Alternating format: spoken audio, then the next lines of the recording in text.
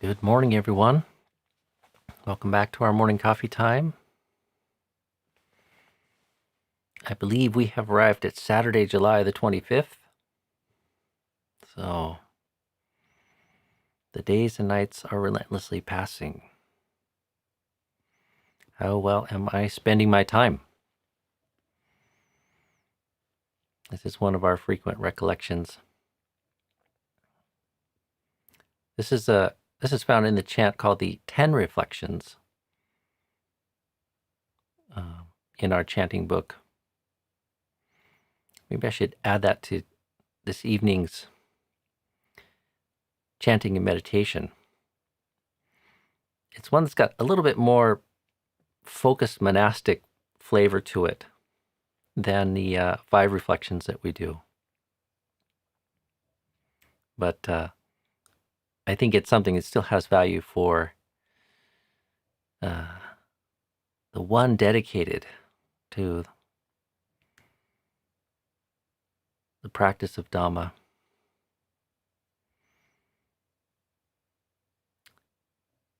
If one is sincerely set on developing generosity, loving kindness, serenity, and understanding and overcoming dukkha, then they have a little monastic in their heart. What they wear is either immaterial or secondary. So yeah, maybe we'll do that tonight.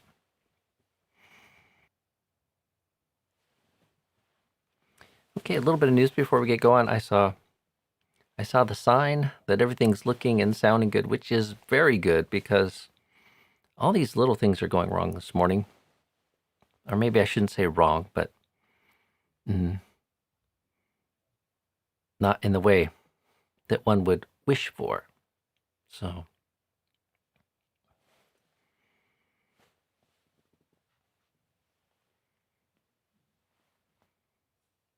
good opportunity to slow down and be patient. Couple announcements though. I got an email for those of you who are not on the Thanissaro email list.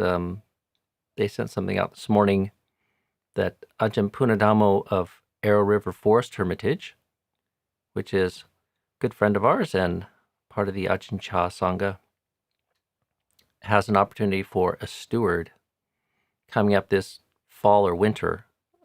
I'm uncertain about the dates, but if that fits into your pandemic plans and you want to spend a little time as a steward, you might check out the Arrow River Forest Monastery's website.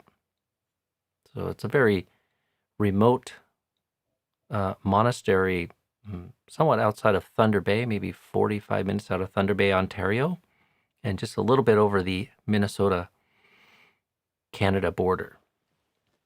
So, and I was able to visit for the first time, was it last year, I think? We all gathered there, and it's a wonderful place.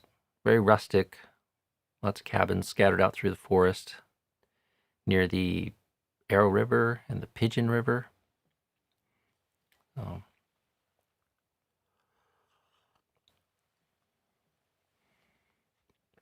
yeah, I see your message here, Shelley. Canadians don't want Americans. I don't think that's not true.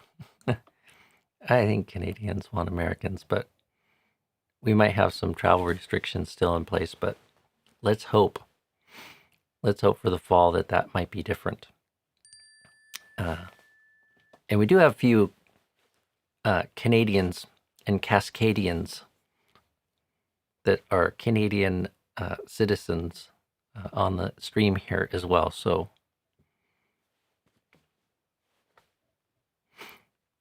I remember like a few weeks back, I came across this news story about some young man who had just come out of a 75-day silent retreat And this was in the early part of the pandemic. And the whole news story was kind of cast sort of Rip Van Winkle. He came out of his 75-day retreat, and much of the U.S. was under lockdown or something of that sort of nature. And he got on Twitter and said, "I just came back from a 75-day retreat. Did anything happen while I was gone?" And recently I found an interview with him, very interesting fellow. And of course he was joking. But the journalists were all too eager to sort of play up this kind of Rip Van Winkle-esque cast to the story or something. But the reason I'm thinking about this morning is I remember reading about his experience and then thinking, I'd like to do that. I remember early on in the pandemic thinking, we're just coming to the end of our winter retreat period and thinking, well, we might even have a longer, more silent, profound experience rolling forward in the next months. And it appeared that there was a fork in the road there. Could kind of continue on in a very simple, silent mode here, or do what it is that we're doing now.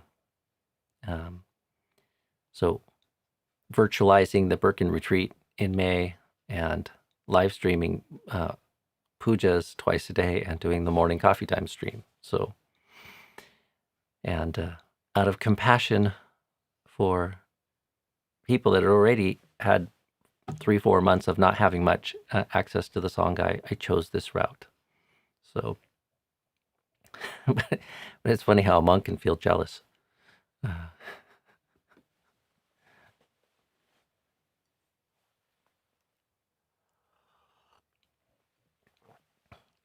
I might take a personal retreat here at some point. I've toyed with the idea, taking a couple weeks off at least or something at some point. Because I kind of think this pandemic thing is going to drag on for a while. Okay, and then as I'm sure everyone's all too aware, tomorrow afternoon, Ajahn Sona's 5th talk in the Jhana series is going to premiere on YouTube at 1 p.m. And on Monday, we'll have him. And triple the friends. So I did a little test to see if we can kind of improve a few things with that. So I'm looking forward to it. Before we're starting here, at random, I just flipped open this nice little copy of the Dhammapada that was sent to me by Cher, I believe. This translation is from the Venerable Ananda Maitreya, who was an amazing Sri Lankan monk. I think he lived a little past 100 years. And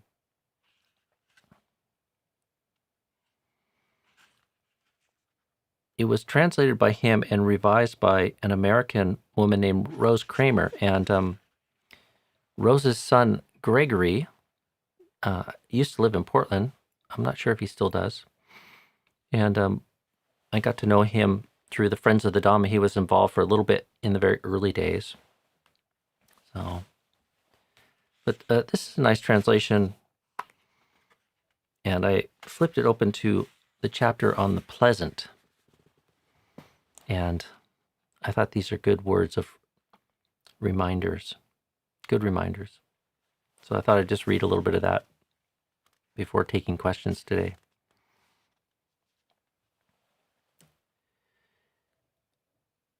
When anyone mistakenly pursues only what is pleasant, avoiding the true path, forgetting their true purpose, attached to the senses, when anyone sees another on the true path, they will experience their loss and be full of reproach. Avoid attachment to both what is pleasant and what is unpleasant. Losing the pleasant causes grief. Dwelling on the unpleasant also causes grief. Do not cling to the pleasant. Let it pass, so that the separation will not diminish you. Clinging to what is dear brings sorrow. Clinging to what is dear brings fear. To one who is entirely free from endearment, there is no sorrow or fear. Sorrow springs from affection. Fear springs from affection. To loosen those bonds is to be free from sorrow and fear. Sorrow springs from indulgence in sensual pleasures. Fear springs from indulgence in sensual pleasure. Whoever is free from such indulgence knows neither sorrow nor fear. Sorrow springs from preoccupation with lustful pleasures. Fear springs from preoccupation with lustful pleasures. Whoever is free from such preoccupation knows neither sorrow nor fear. Sorrow springs from craving. Fear springs from craving. Whoever is free from craving knows neither sorrow nor fear. People cherish the person committed to right action and rich in understanding. That person, knowing the truth, walks steadfastly on the path.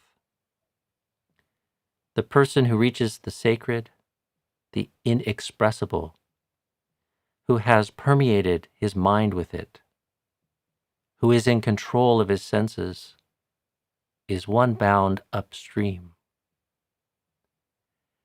Friends and relatives welcome with joy a loved one, returning from abroad after a long absence. In exactly the same way will the fruits of right action welcome the doer as he travels from one life to the next.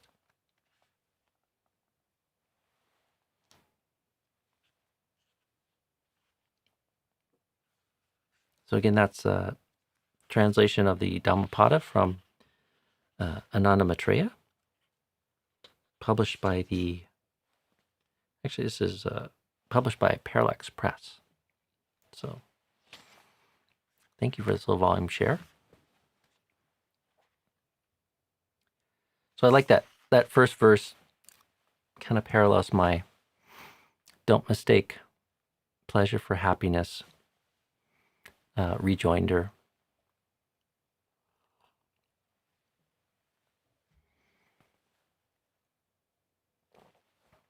And kind of later where it's talking, the verses where it kind of goes on about how clinging brings sorrow, clinging brings fear. Sorrow springs from affection, fear springs from affection. Sorrow springs from sensual indulgence. Fear springs from sensual indulgence. This kind of relates like in language I often find that I use with myself and in conversation with others. Like this is what I talk about in terms of your investment in the sense realm.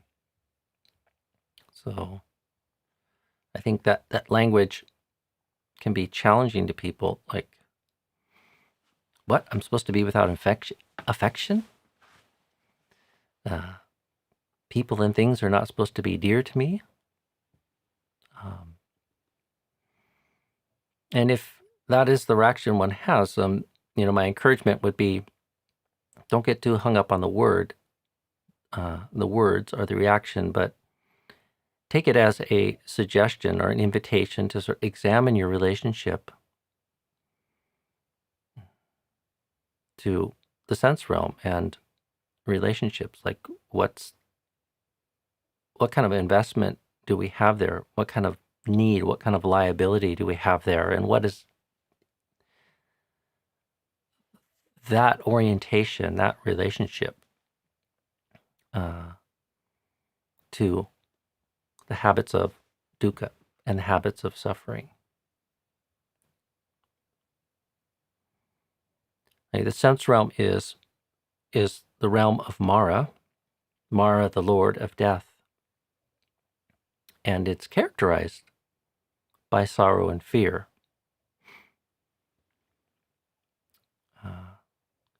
Because of its ephemeral nature and because of its inability to bring us satisfaction, true contentment, true lasting contentment, security. And the wise person, seeing that liability and seeing the escape, develops the good heart and transforms their relationship to that.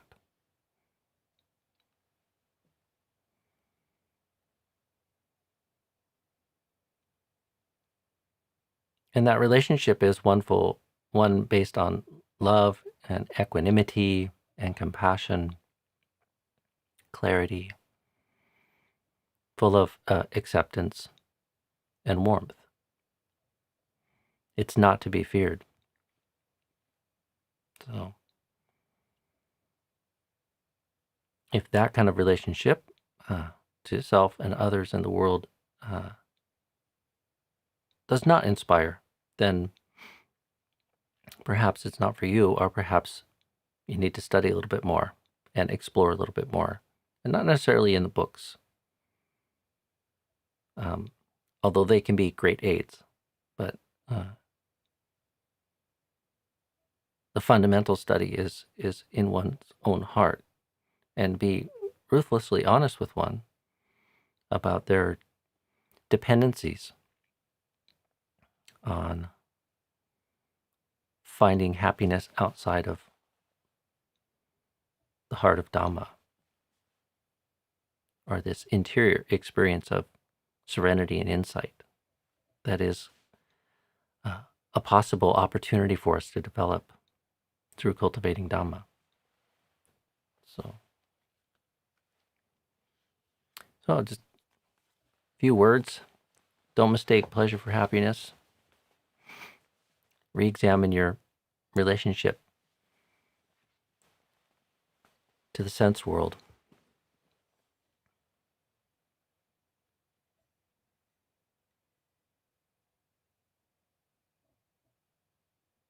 And practicing rightly. I love that final stanza. It's beautiful. I've lost my place here now. Friends and relatives welcome with joy a loved one. It's a beautiful image. Returning from abroad after a long absence. In exactly the same way will the fruits of right action welcome the doer as he travels from one life to the next.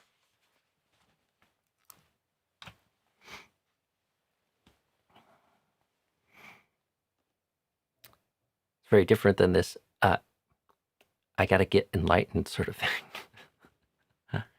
So you plant the seeds. You practice rightly. The fruits will come. And rather thinking of it as getting it, thinking of it as when the conditions have been developed, you will be welcomed into that place of peace and freedom. And it's beautiful because it's a vision of the natural world, and it's a vision that doesn't require the frame of self.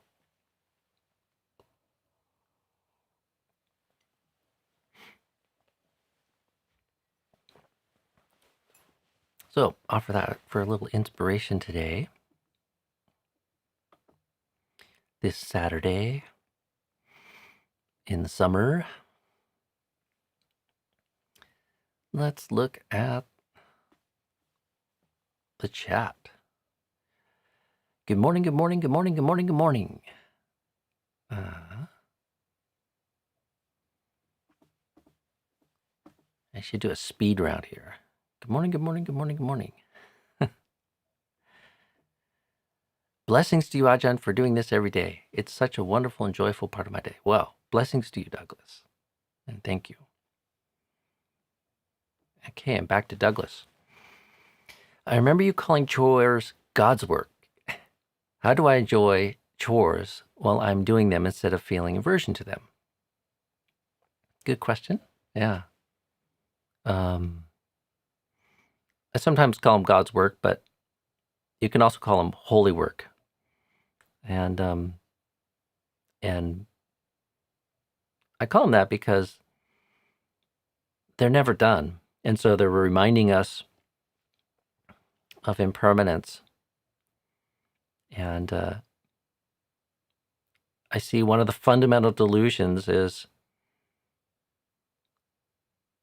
we buy into some sort of sense that happiness is out there on the horizon or in the future. As soon as I get past this, as soon as I get over this, as soon as I can change myself in this way, then I'll be happy. We're constantly projecting happiness somewhere out there in the future, usually. Sometimes I guess people are trying to fix things in the past, and they think if they can resolve their past as they remember it, that then they will enjoy peace and happiness. So and I think chores kind of mirror this or something, because if we see them with tanha, if we relate to them sort of as something that's an annoyance, something we just want to get out of the way, we're exercising that very same dynamic. We see them as unimportant. We don't see them as holding much promise. And we're thinking about it all wrong. They hold like as much potential as anything else in our lives. There's the potential to be present, to be mindful, to be giving, to be caring, to be humble, to be patient. In all the stuff of our life. And it's all about how you are able to relate to it. It's not so much about what you're doing, especially when we talk about what could be classified as very neutral acts in a sense. So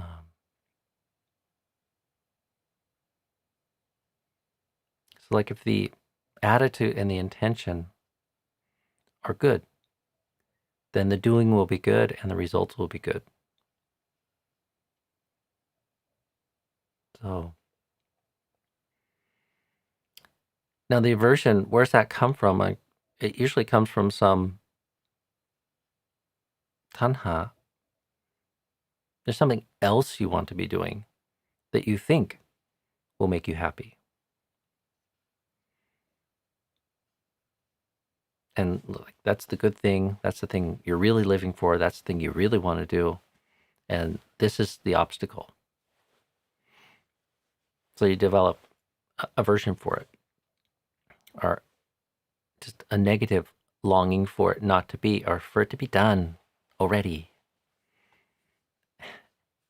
And really like forevermore. Like, and now we're making robots that can mow our grass and robots that can sweep our floors.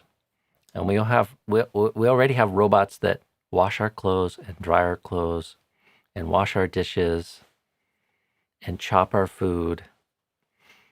And are we any happier?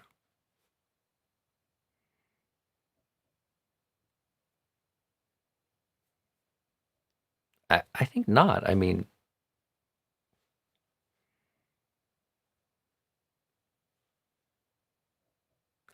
they make things easier on some level, but do they make us happier? I don't think so. Because we're just on to something else. And this fantasy that somehow life is just going to take care of herself and we'll only be able to sort of devote our energies to the most thrilling and exciting kind of things is really delusional and quite crazy. And to me, it's a little bit troubling. Like a couple years ago, somebody invented this Soylent drink that I read about on the internet, and it was a young guy, and he wasn't all very he he didn't like to cook, and he thought, all the time kind of buying and preparing food and cooking just seemed like a tremendous waste of time, and he really wanted a kind of meal supplement. So he invented this Soylent drink. And the idea was like all the nutriments and vitamins would be in this thing, and all you have to do is drink this, and then you can get on with your day. And I remember thinking, I mean, I can kind of understand the mind, how it gets there, but it's kind of crazy and delusional. My God, food is like so fundamental to a human life. Like this is like the real work of life. Growing food, preparing food, cooking food, eating food, cleaning up from the food, building a house, maintaining a house, caring for a house.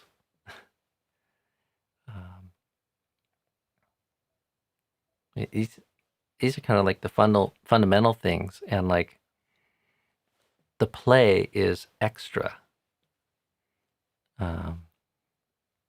But we should learn how to be happy with the fundamentals of life and accepting of the fundamentals of life rather than just dismiss them. And of course, there's some sort of balance. I mean, in Buddhist monasteries, we just eat once or maybe twice a day, but we have a restricted feeding window, and that's to create some time and space and simplicity, because you don't want all of your day or everything to be involved in that. But more importantly, you have to sort of accept that there's a certain amount of stuff that it takes to care for this body and care for your family and care for your clothes and your home and the requisites of life. And like anything that is there in your life, you should figure out a skillful and blessed way to relate to it. So,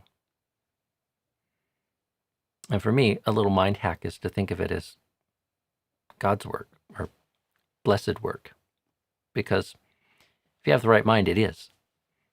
So, like it's an act of love and kindness to tidy things up and to clean things and to order things, especially when you're doing it for others, which most often we are. I mean,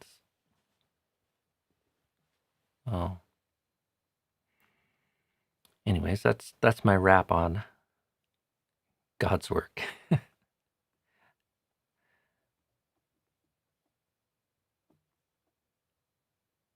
I'm sometimes never been happier than just having a simple chore to do, especially as I've now kind of graduated into being the senior incumbent or the abbot of the monastery.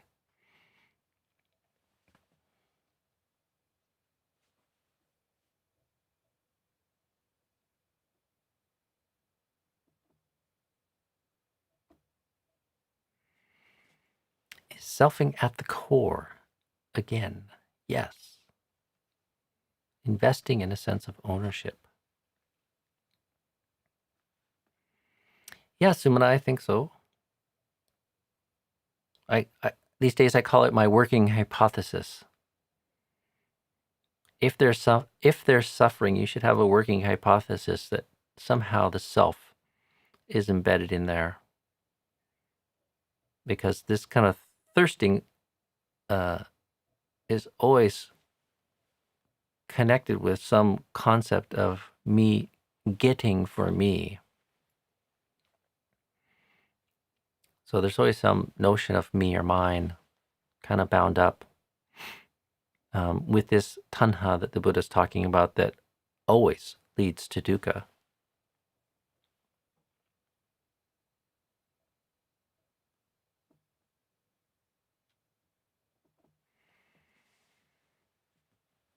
Morning, Trevor. How does one become officially a Buddhist? How do one do this during the pandemic? Thank you for all your wisdom.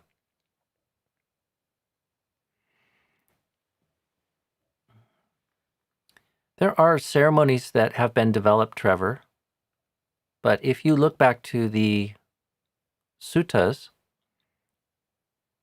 from the time of the Buddha, there are instances where people encounter the Buddha or one of his disciples, and they merely declare their faith in Buddha, Dhamma, Sangha. So in the Buddha and his teachings and the Sangha, his traditionally his monastic disciples are the enlightened disciples that have followed in his footsteps. And they declare to have gone to the Triple Gem for refuge.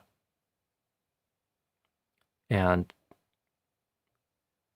oftentimes some of the wording that's used there is, let it be known that I have gone for refuge to the Triple Gem or to the Buddha, Dhamma, Sangha. And sometimes they'll add like for life. So it can be just a mere declaration that this is one's commitment, this is one's spiritual orientation. Let it be known that I am a follower or a disciple or a student, and that this is my spiritual strategy, is to look to the teachings of the Buddha and the Dhamma to inform my spiritual needs and my spiritual path. And most of the cultural rituals that I think developed later are based on those statements of declaration. They're often done in the presence of monks, which maybe gives them a bit more sense of being official. But really, sort of in the midst of a pandemic, one can certainly do this on one's own.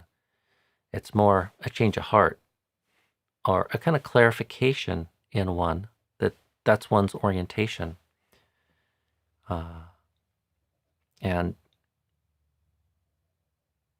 it's good to do not just once, but again and again, because we can often get confused or lost, especially especially sort of living amidst such a proliferation of teachings.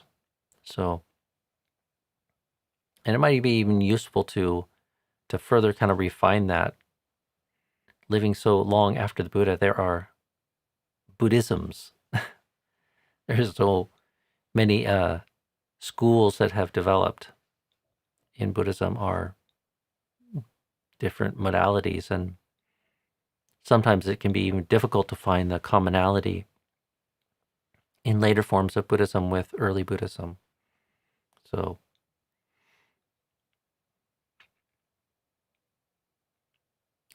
So I would look to that, and maybe look.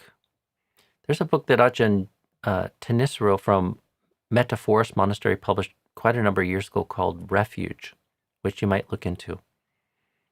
And we talk about this often with this language of like taking refuge in.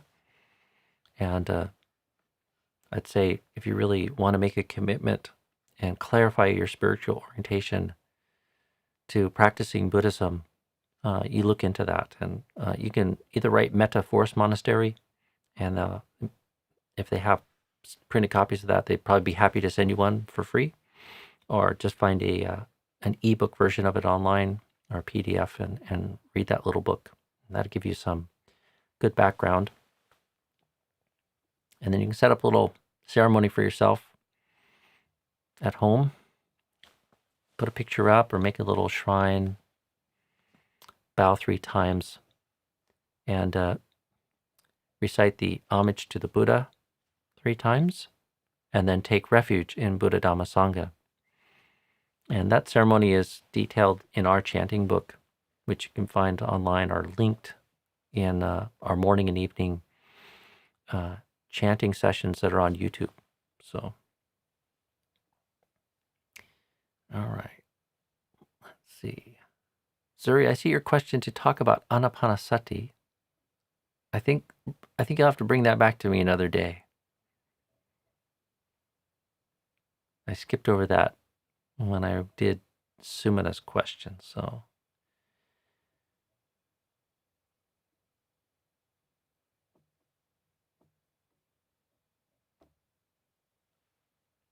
Zola. I probably didn't get your name right, but I'll keep trying. Zola. He's got a click at the beginning of his name.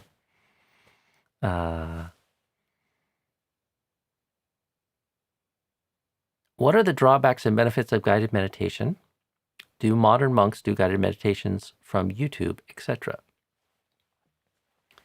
What are the drawbacks and benefits of guided meditation? Well, it depends on the person. Like, I've had the experience, and I've heard from other people, sometimes guided meditations arouse aversion in people. Sometimes you just don't resonate with the voice or the pacing or something of another. And that can be a bit of a hindrance, to say the least.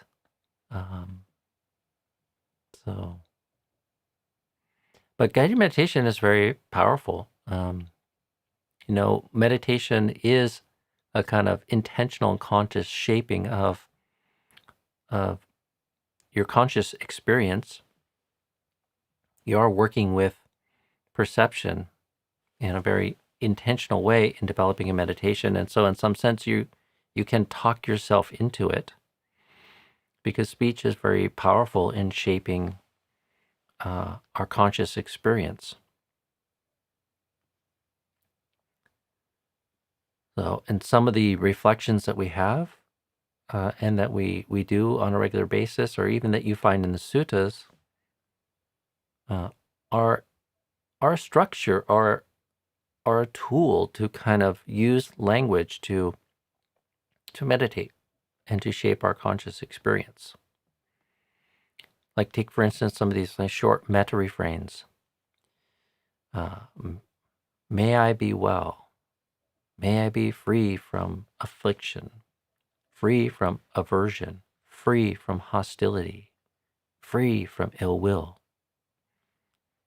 It's like part of us resonates with that and has some kind of durable aspiration to be free of those afflictions. But speaking it helps clarify and crystallize it. It constellates it, brings it to the fore, and in some way inclines the mind in this direction of arousing metta in the heart.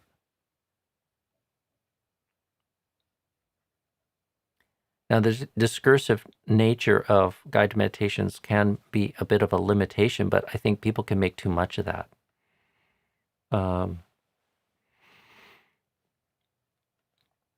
So, that some people would say, that is a drawback, and, it is, but only to a certain level or a certain extent. And only if most people could get to that limit or that extent would I be happy making too much out of that. The vast majority of the people in the world are not hitting those limits. So I think guided meditation is great. And modern monks do guided meditations. I'm not aware of how many are available on YouTube itself, but my brother, my friend, Ajahn Achalo, I know he's done some CDs, and some of his guided meditations are available on the Insight Timer app. And I think recently, with the beginning of the pandemic, he set up a YouTube channel, so maybe at some point he'll have some of those on his. I'm not so aware of other monks in our tradition specifically doing guided meditations, like as a little standalone component, and then publishing those on YouTube. But You'll find those in the talks that many of the monks and nuns in our tradition do at retreats, either day-long or longer retreats that they're guiding. And so if you listen to some of those recordings, you'll find these. So, but those are a little harder to kind of track down. It'd be good to have more, really, because there is something about the quality of different people's voices and how it is that they guide one in a meditation that somewhat boils down to preference. And so having a variety of people leading guided meditations so you can kind of find one that really feels comfortable, pleasant, resonates with you would be valuable. So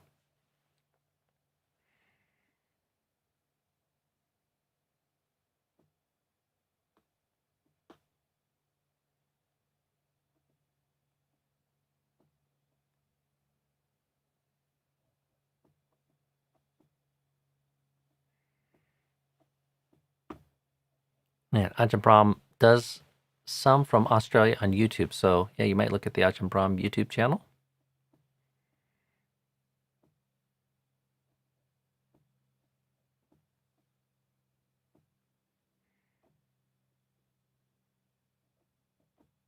And apparently Ajahn Jayasaro has one or two on YouTube.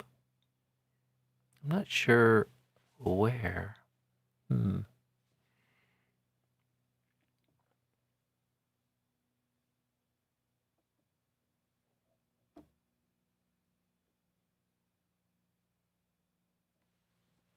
Oh, and Adil confirms, yes, Ajahn Jayasaro's guided meditations are great. So search YouTube for Ajahn Jayasaro's guided meditations. I might do that myself. He's got a beautiful, soothing delivery. I trained at Wat Nanachat with Ajahn Jayasaro, and his Dhamma talk's wonderful back then. It's unfortunate he doesn't do more in English. So, okay, and here's one more. Sam Harris does 10 minutes a day of guided meditation. Very good, yeah.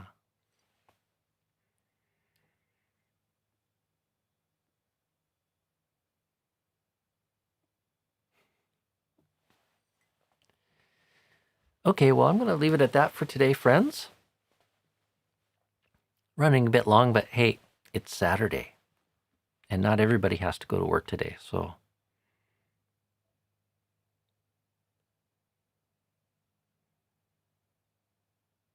So be well. And I'll see you all tomorrow morning on the morning coffee time, unless you join us for the evening chanting tonight. And I've made a commitment already. So if you do join us for the evening chanting, you will get the treat of the 10 reflections.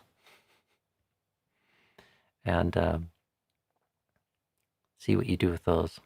So, okay, bye for now, friends. Be well. Have a good day. And we'll see you tomorrow.